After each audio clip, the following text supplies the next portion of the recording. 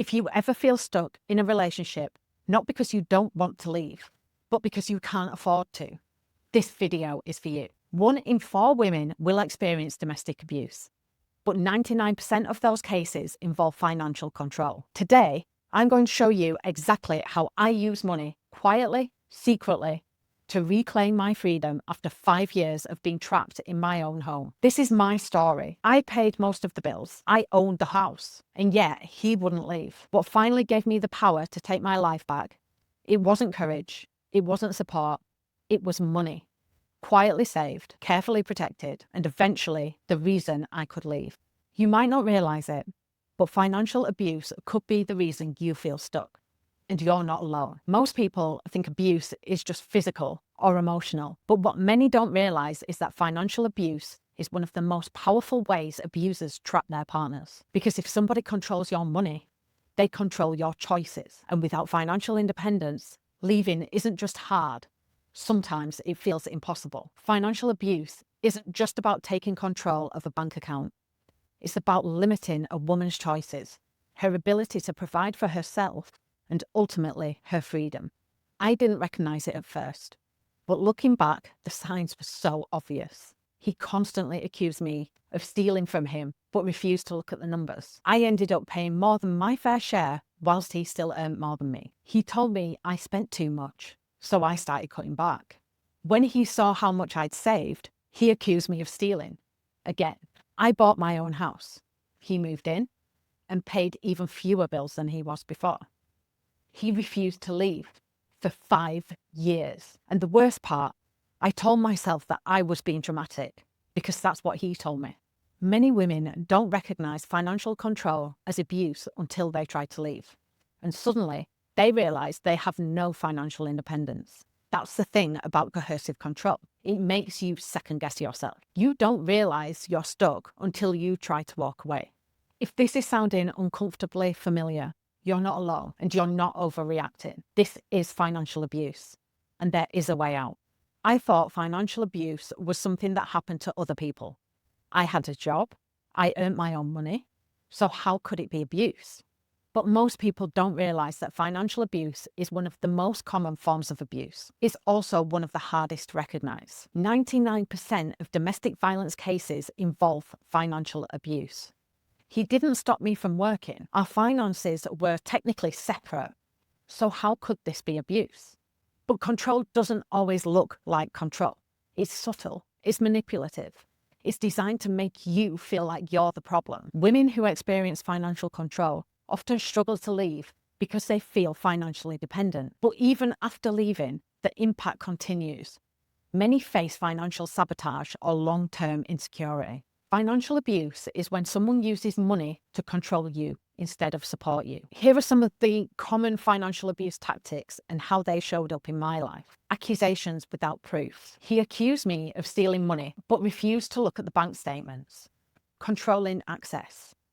He earned more, but I paid more. He made financial decisions alone. He wasn't handling my money, but he controlled how I used it. Guilt for independence. When I started saving and investing, he said that I was hiding money from him. If I spent it, I was wasteful. If I saved, I was secret debt in my name. He took out a phone contract in my name and paid as little as possible towards our bills. This is how financial sabotage starts. Financial entitlement. He moved into my house and refused to leave. He believed he was entitled to my space, my money, my life. The moment I knew I could leave wasn't when I felt brave. It was when I knew I could afford to. One of the biggest challenges for survivors is realizing they have the right to financial independence, even in a marriage or long-term relationship. While he accused me of stealing, I was building what I now call my power money, money that was mine alone. He made me feel guilty for spending, so I stopped. But instead of letting that money sit, I invested it. He took my car, disconnected me from friends. My world got smaller, but my escape fund grew. He thought he was controlling me, but I was quietly funding my exit. The steps that I took were, I saved my money, even without a clear plan. I ran the numbers to see what I needed to survive. I mentally prepared to be fully responsible for my income. I cut all joint accounts the moment I left. I wasn't emotionally ready for years, but when I finally left, I knew I could afford to. So what do you do if you have no savings? If you're thinking, I can't leave, I don't have any money, this part is for you. Women with even a small financial cushion are significantly more likely to leave an abusive relationship and stay away. Even a small amount of savings can double your chances of leaving and not going back. Every time I put £5 into my power money pot, I wasn't just saving, I was voting for my freedom. So, your quiet escape plan is to set aside small amounts. Even £5 adds up. Open a separate bank or prepaid card. Keep it private. Gather the essential documents, ID, financial records, and store it all safely. Know your legal rights and aid options. There is help available. You don't need to have a fortune to leave, just enough to rebuild. Freedom feels amazing. But financial freedom, that took rebuilding. I thought I'd be better off. And in some ways, I was. I no longer carried his financial weight. I no longer paid for someone who refused to contribute. But for a while, I emotionally overspent. I bought things just because I finally could. But then I realized this wasn't sustainable. So I got serious. I tracked every penny and made a real budget. I paid off debt while investing in my future. I built new habits, monthly money check-ins, financial goals, and systems that work for me.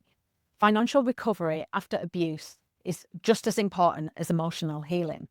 A structured plan makes all the difference. The biggest shift? Realizing I alone was responsible for my future. And that was terrifying, but powerful. You shouldn't need a reason to protect your finances. You just need a plan. Women who maintain financial control, regardless of relationship status, are significantly less vulnerable to financial manipulation. Even in healthy relationships, financial independence gives you options. So here are some financial safety habits. Always have a personal account and savings. Know your legal rights, especially around assets, debts, and housing. Build an emergency fund, your power money. Even if you never need it, it gives you strength. I started doing monthly money meetings with myself, and that's when my ultimate wealth planner became a game changer. If you want a structured way to take control of your finances, whether budgeting, saving, or investing, check out the free tool linked below. This isn't just about money, it's about freedom, stability, choice.